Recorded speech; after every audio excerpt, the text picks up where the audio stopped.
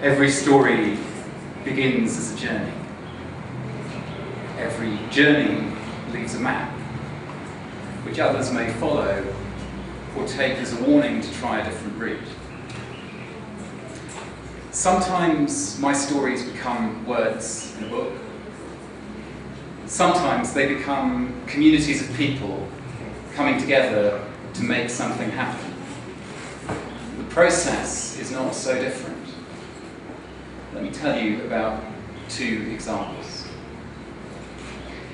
At Brixton village in South London, my friends and I told a story about how 20 empty shops in an indoor market could become a hub of social and cultural life. A space where people could start new independent businesses that grew out of their passions. It caught people's imagination, and within a year, the market was full for the first time in a generation. School of Everything is a website, but also a dream. What if we could index the human library? Because when you develop a new interest in comic books, or philosophy, or 1920s jazz, the chances are that there is someone living in the next street or the next town who got interested in the same thing a few years ago and who you could learn from. We wanted to make it really easy for you to find each other and meet up. It became a network with 30,000 members around the world, organised around the idea that everyone has something to learn and everyone has something to teach. These projects are like fungi, visible and colourful, but the connections between them are not obvious. What is the link between an educational web startup and a project to regenerate a local market? Like fungi, the connections are below the surface, in the mycelium, the roots, the cultural web of ideas and stories that I've been talking and writing about for years.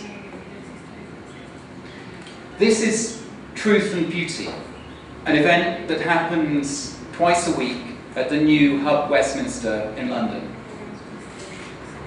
It's part of a network of conversations and friendships, spaces for thinking together, sharing and probing, playing with our ideas, which make up the cultural context from which all the projects I've been involved in have grown.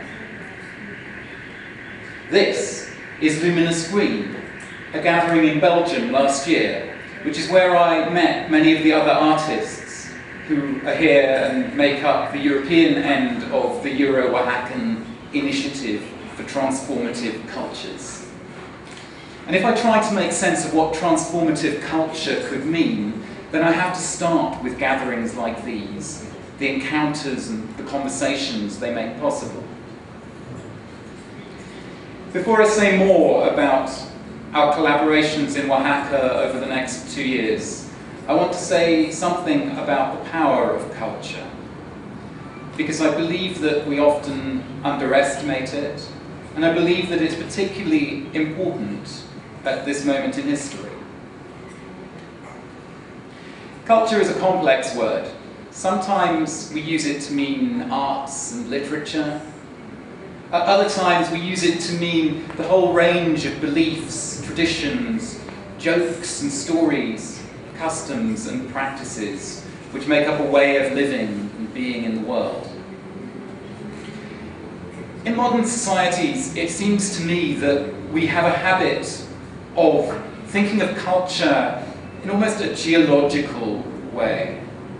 We treat culture as a soft surface layer of human existence, which lies on top of the hard material and economic realities which determine our lives. Culture is treated as entertainment, a way to distract or protect ourselves from those serious realities which we can do little to change. But this is misleading. When I tell you a story, I'm not just entertaining you. I'm drawing your attention to particular things and away from other things.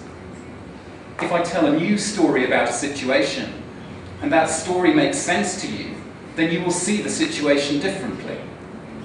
You will feel and act differently as a result, in ways that can change the economic and material realities of that situation. The owners of that market in Brixton had a story about it. It was a problem. There was no demand for all those empty shops, and the local community wouldn't allow them to redevelop it.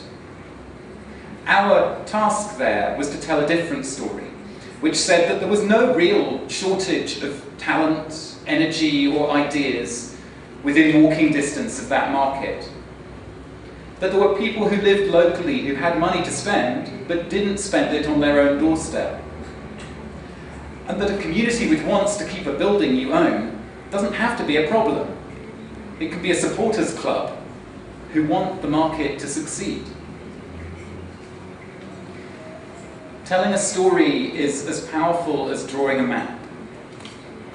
It is a way of reframing a situation, bringing new possibilities into view.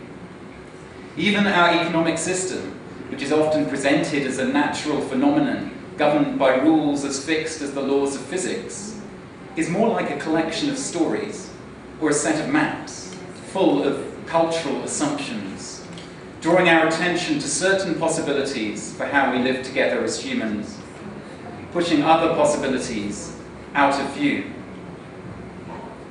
All of this matters right now for two reasons. Firstly, because our societies are lost. The maps we have been following have led us into a whole lot of trouble. The world is on fire, and our leaders don't know how to put it out.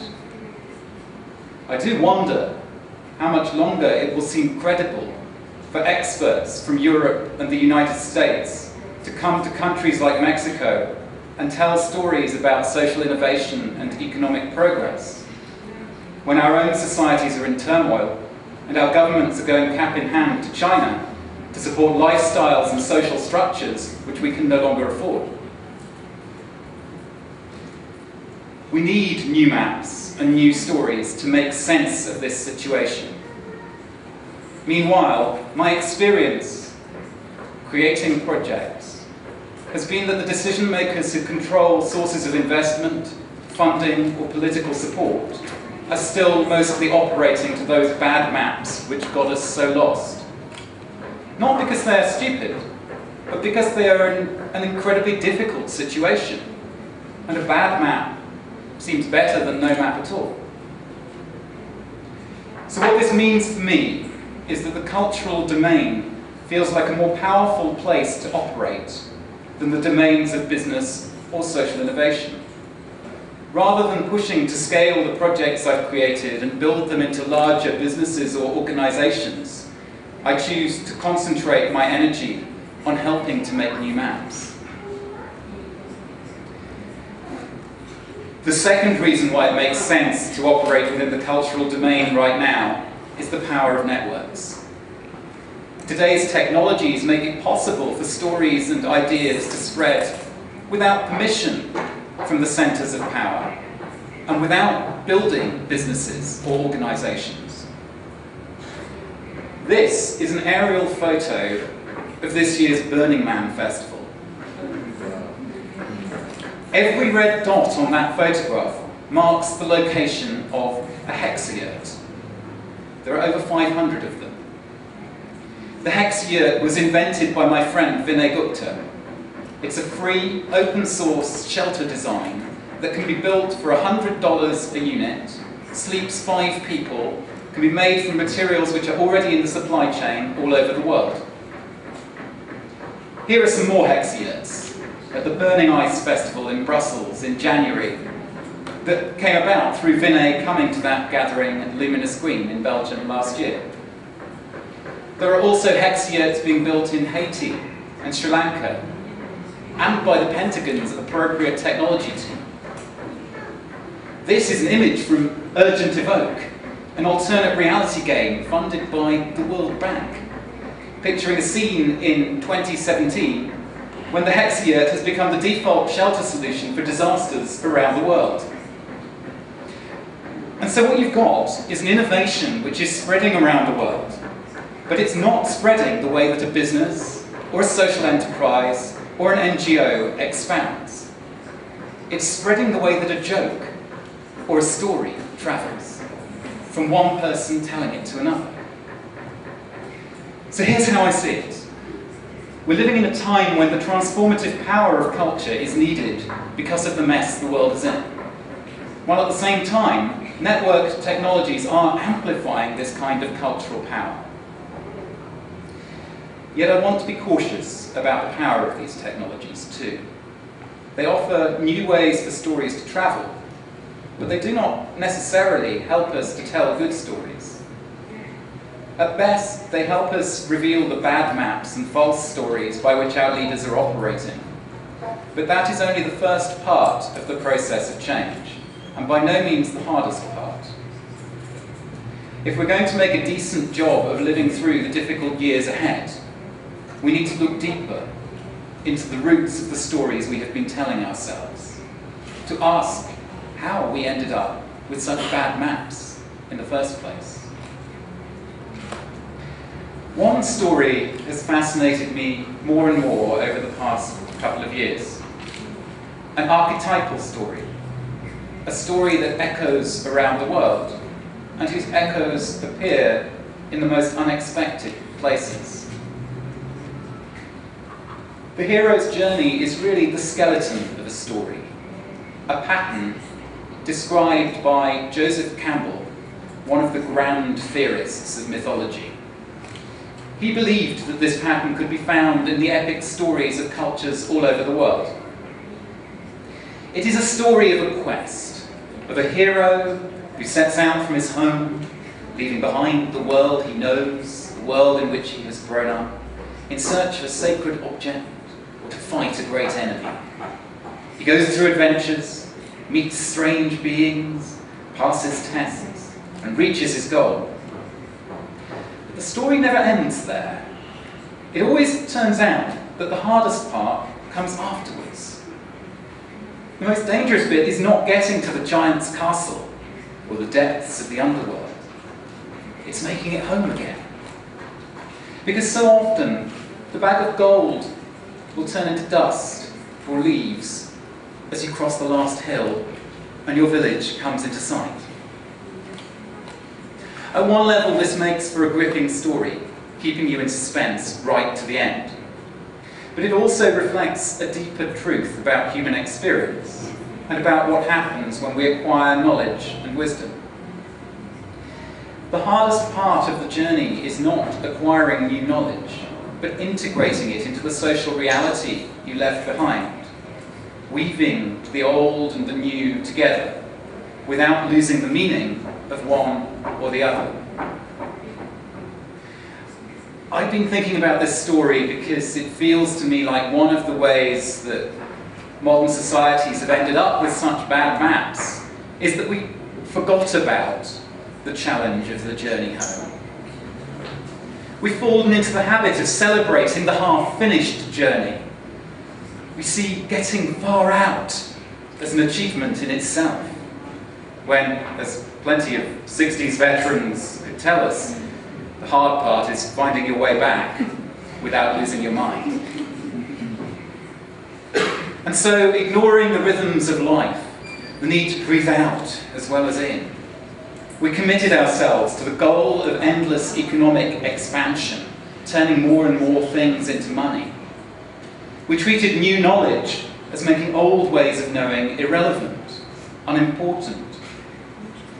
And we turned the world into a giant game of snakes and ladders, in which the aim is to scramble over each other to get to the top of the board, to London, Paris, San Francisco, or Shanghai.